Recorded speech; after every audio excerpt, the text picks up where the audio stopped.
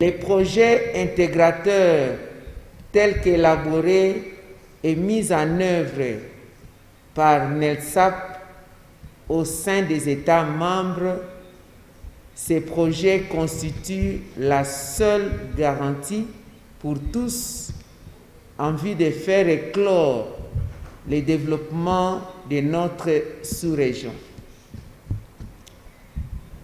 Les échanges combien fructueux de ces jours entre ministres, membres du NELCOM, prouvent à suffisance de notre détermination, nous tous, à faire aboutir ces projets en cours pour le bien-être des populations respectives de nos pays. Excellences, Mesdames et Messieurs, dès ce jour, en ma qualité de la présidente de NELCOM et au nom de mes collègues ministres ici présents et ceux qui nous suivent en virtuel, je me permets de remercier le gouvernement de la République fédérale démocratique d'Éthiopie à travers notre collègue ministre ici présent pour son hospitalité à notre endroit, et je félicite l'équipe de NELSAP pour le travail remarquable abattu non seulement lors de cette réunion, mais durant tous les travaux préparatoires. Ainsi, je déclare clos les travaux de la 24e réunion du comité des ministres des lacs équatoriaux du Nil. Que vive l'initiative du bassin du Nil, que vive NELCOM et bon retour dans vos pays respectifs. Je vous remercie. Joined us from remote using virtual mechanism. I really appreciate the time you have taken to travel here and really had a successful meeting. I also like to congratulate Her Excellency Deputy Prime Minister for taking the role of the chair position for the next 1 year. And it's really very proactive and well committed gesture that we have seen today. I hope we'll have a very good leadership in the next 1 year, alongside also the AU chairperson role of His Excellency, the President of the RC. I also like to thank all of you, Technical Advisory Committee of the NILCOM, for your really significant effort in discussing all these documents and delivering to us the reviewed minutes from the past and also the business of this particular meeting with very extended decision points and writing the minutes. That is all well done. Thank you very much. I'd like to also thank all other participants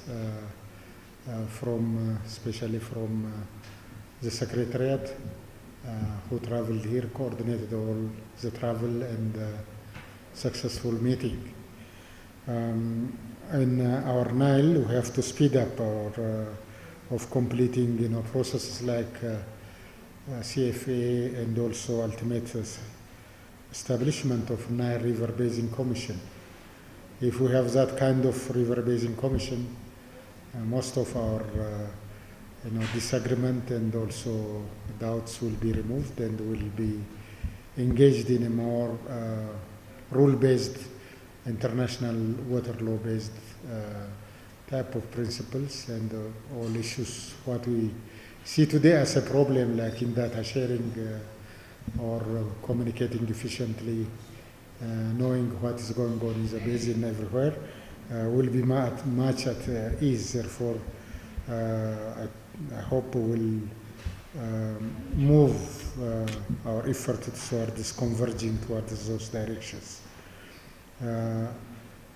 Tonight we have a cultural event.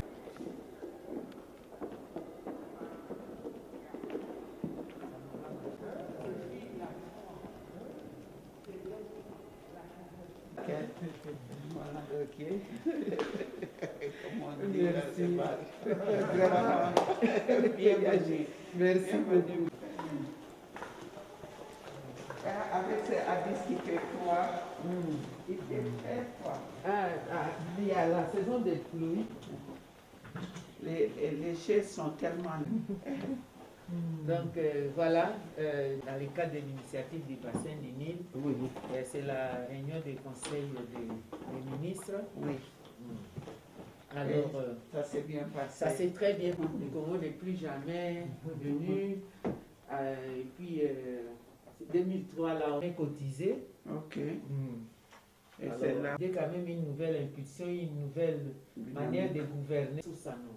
Quand on parle de ressources en eau, 10% des eaux douces de la réserve mondiale. À Congo, 7% dans son ensemble pour l'Afrique. Tout ce qu'il y a comme des demandes de l'eau douce à travers le monde. Et l'agenda 2063, l'agenda africain, tout ça mis à l'échiquier mondial dans une... Alors, moi, je pense que par rapport aux ressources humaines, il faut qu'on prenne conscience. Connaissant toutes ces choses, vous savez toute la marche que nous avons faite. Encore, quand vous avez mobilisé toutes les femmes pour amener tout ce que nous portons dans des camions, dans les femmes qui étaient dans les camps de déplacés. Oui, camps de déplacés, les femmes les problèmes qui ont eu à Goma en 2002, le volcan de Goma, nous l'avons. Et ici, c'est souvent la foi, c'était plein de par là. Juste dans la salle. Et leur assemblée.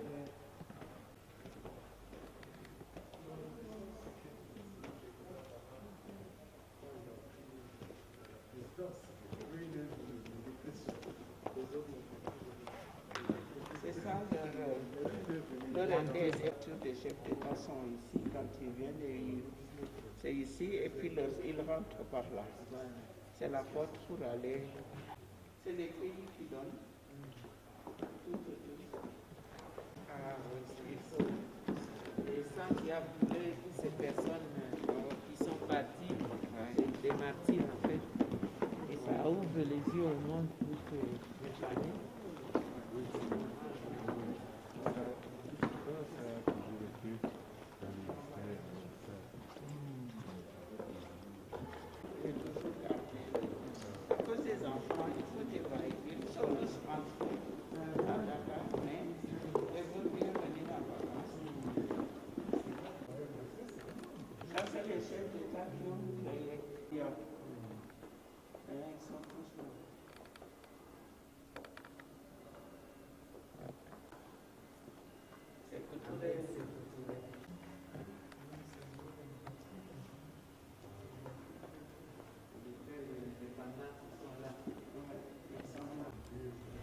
Et Mandela est venu après.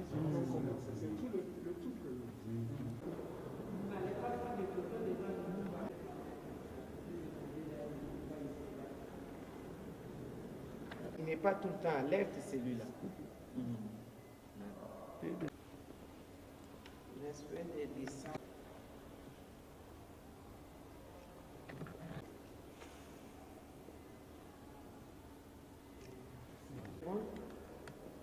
Ça va.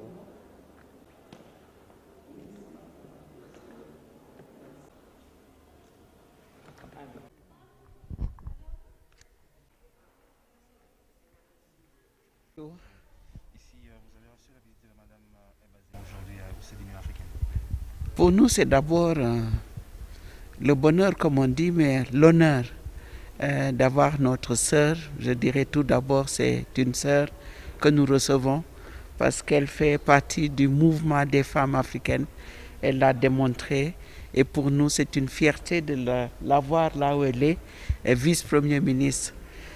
Tout d'abord. Deuxièmement, elle est chez elle parce que comme on sait, la RDC, le président Tshisekedi est le président de l'Afrique actuellement. Donc elle est dans sa maison. C'est la RDC qui dirige actuellement l'agenda de l'Afrique. Donc elle est bienvenue chez elle. Nous l'accueillons. Mais en plus de cela, moi je me sens Binta Diop envoyée spéciale, mais avant cela, j'étais avec elle dans son pays, la RDC, le Congo, durant Sun City. Je sais tout ce qu'elle a fait pour son pays, mais aussi pour les femmes africaines.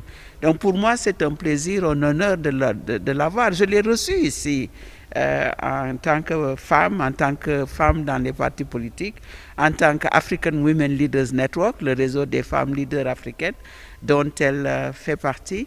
Donc je les ai reçues plusieurs fois, mais aujourd'hui c'est pour moi un plaisir et un grand honneur. Et c'est ça le leadership des femmes africaines. C'est ce qu'on veut voir à ces positions-là. Et je vois toute son équipe qui est là, qu'elle dirige de main de maître, et je voudrais tout d'abord la féliciter.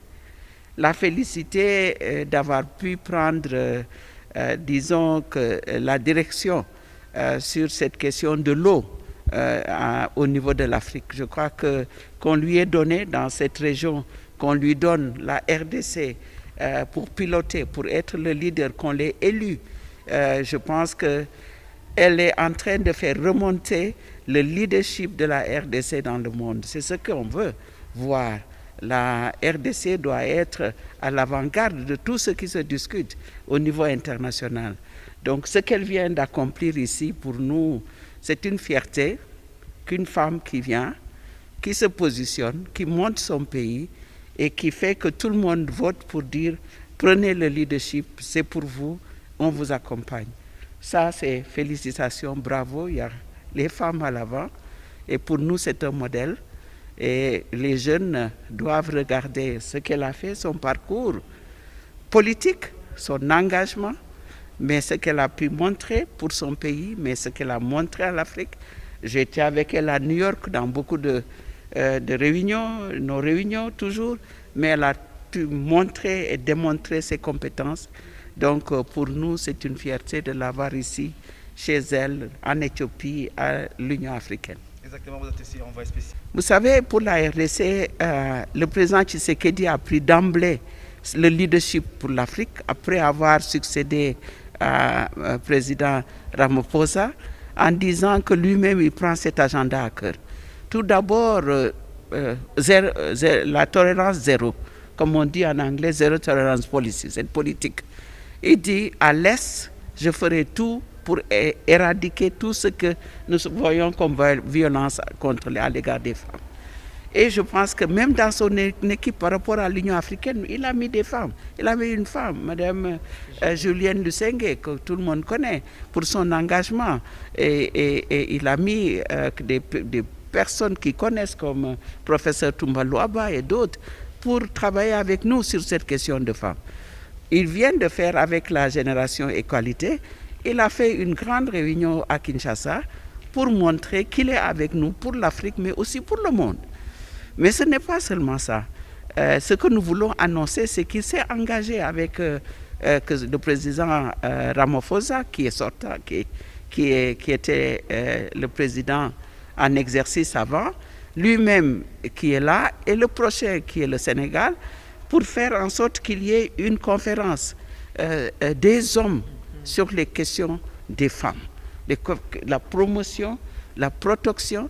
Je pense que c'est eux, à ce niveau-là, qu'on pourra avancer. Ce qu'on a vu à Covid, ce n'est pas seulement en Afrique, mais ce qu'on a vu dans le monde, que les femmes ont été violentées partout.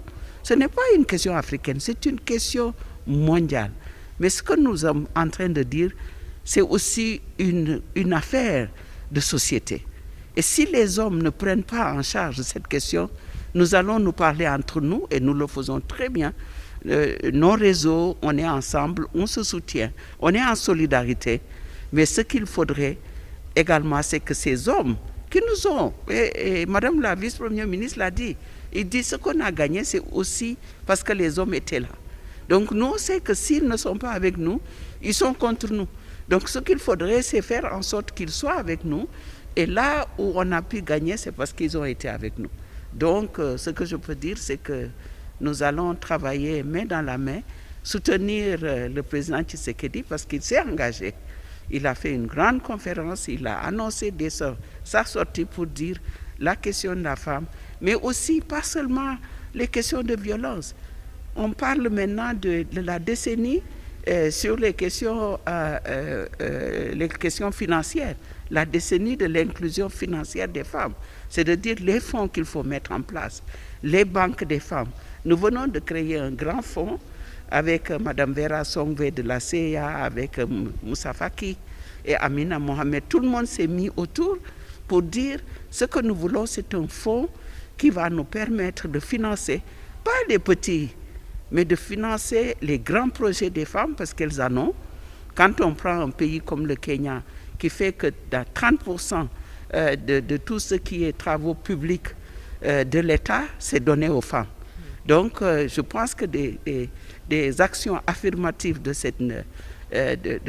niveau pourraient influencer toute l'Afrique et pourraient faire en sorte de faire tache d'huile pour que nous puissions avoir partout en Afrique des fonds pour les femmes et qu'elles puissent avoir accès à l'économie, aux ressources. Et ici, on parle des ressources naturelles. Et là, l'environnement, c'est une question importante. Actuellement, si on ne s'occupe pas de cette question environnementale, nous aurons plus de conflits.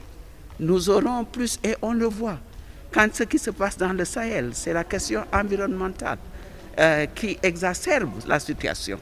Donc je pense que la question qui est là, c'est primordial par rapport au développement de l'Afrique, au développement de la RDC, qui est un immense pays, plein de ressources, et c'est également, ça va montrer en tant que champion, et je le dis, il faut montrer que la RDC est un champion dans cette question environnementale, et de ce fait, tout le monde va suivre par rapport à ce que vous allez nous démontrer que c'est possible les populations puissent bénéficier également de nos ressources naturelles.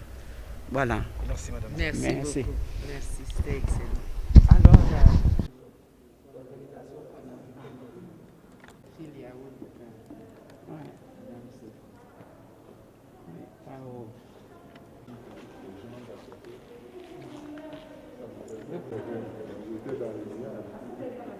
Il y a une petite légende, ça nous donne envie de venir vivre.